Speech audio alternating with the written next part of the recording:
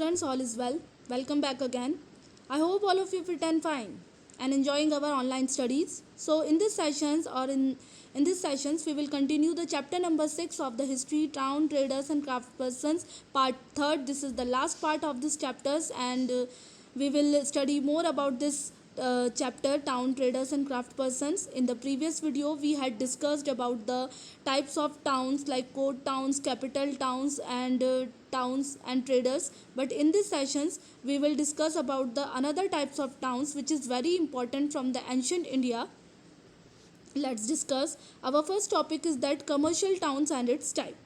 In the previous video we had discussed about the court towns. Court towns is also known as capital towns or administrative towns. So as it is commercial towns and its type. First we will understand the term commercial. Students, what did you understand by this term commercial? See, commercial is the term derived from the word commerce, and commerce simply meaning business. So it is a towns related to the business community trading purpose. This town is settled down for the purpose of trading. So commercial towns are divided into the two types of towns, port towns or trading towns, which has its own importance in the history. So let us discuss more about the port towns or trading towns. First, port towns. Students, we know very well that India is the only country blessed with full of nature. And this fact we also know that India is surrounded by seas on its three sides. So from the ancient India, sea route was the common source of trading. The sea route was the only and the most popular source of trading.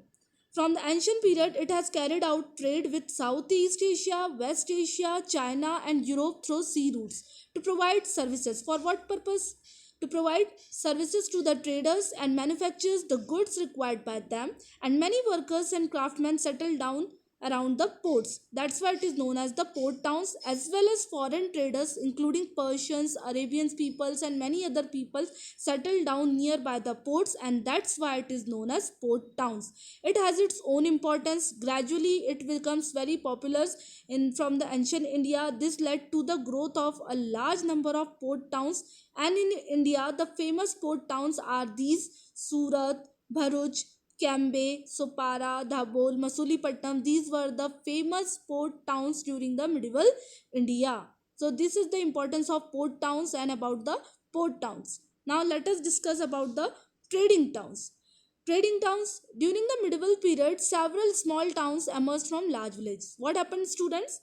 During the medieval times, several small towns emerged and composed together and formed in the large villages, and these towns usually had a mandapika. Mandapika means mandi, bazaar. In the local language, bazaar, mandi or mandapika. Here buyers and sellers together doing the activity called buying and selling. Means both buyers and sellers interact each others and gathered there and buy or sell their products. They also had market street lined with shops called hearts or hut. Hut is a very common word that you have heard in your routine life. These towns also had separate streets for different kind of artisans. Means not only one kind of activities performing there, also artisans such as potters makers, compressors, these were peoples are also the part of this town. Generally a trading town developed in Gujarat and Ahmedabad. It was found that the most probably emerging trading town was in the city called Surat and Gujarat. Surat is in Gujarat and Ahmedabad. Now, who collect taxes on this market? Usually, in the previous time, Samanta. In the first chapter, we had discussed about the Samanta. Samantas or Zamidar had a right to collect taxes from the peasants or artisans. They collect taxes and utilize this for the construction of temples. But sometimes these Samantas and Zamidars, it was found that sometimes these Samantas or Zamidars gave the right to the temple authorities to collect the taxes, and taxes were collected in both the form, in cash or in crops. So this was the mode of collecting taxes during the medieval India. Usually Samantas or Zamidars had a right to collect taxes from the peasants or artisans, but sometimes they gave opportunity to collect the taxes from the for the temple authorities, and they also collect the taxes and utilize this money to construction work, and these tax collections were in the form of both cash or crops. Now This is the picture of the traders of medieval India. This is the picture of complete heart.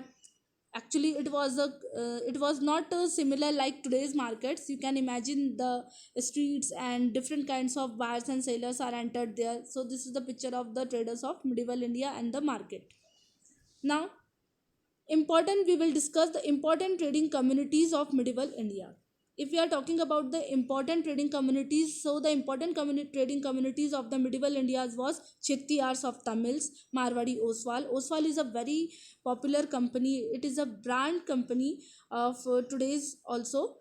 Generally it's a company of woolen clothes. Marwadi Oswals of Rajasthan, the Khatris of Punjab, the Bohras of Gujarat, and Hindu Banyas, these were the famous trading community of ancient or medieval India. They traded both within the country. Means they were very famous because they easily traded both within the country and with the foreign countries. They trade extensively with the ports of the sea, Red Sea or Persian Gulf. They sold many textiles and spices, and against this they get ivory and gold. They sold many textiles and spices in this port, and collect and against of this they get gold and ivory from Africa, and spices, tin, Chinese, blue potteries, etc. In the exchange of the spices and textiles. Generally the famous trading community of that times, these were Banjaras were also an important trading community of medieval India. They were also known as nomadic peoples. Nomadic means the peoples who wandered from one place to another, continuously wandered from one place to another. So Banjaras were also an important trading community of that time. They generally traded in foodstuff like rice, flour, buttermilk, vegetables, and sugar. They bought these products from peasants who had to pay their taxes on land in cash. So these were the important trading community, and this is the end of this sessions. But I am giving you the more information about this, apart from this trading community, that during that time Hampi and Masulipaట్నం was the famous trading center of that time. Hampi and Masulipaట్నం was the famous trading center of that time. I hope all of you cleared this topic very well, all the topics cleared by you very well. Thank you and have a nice day.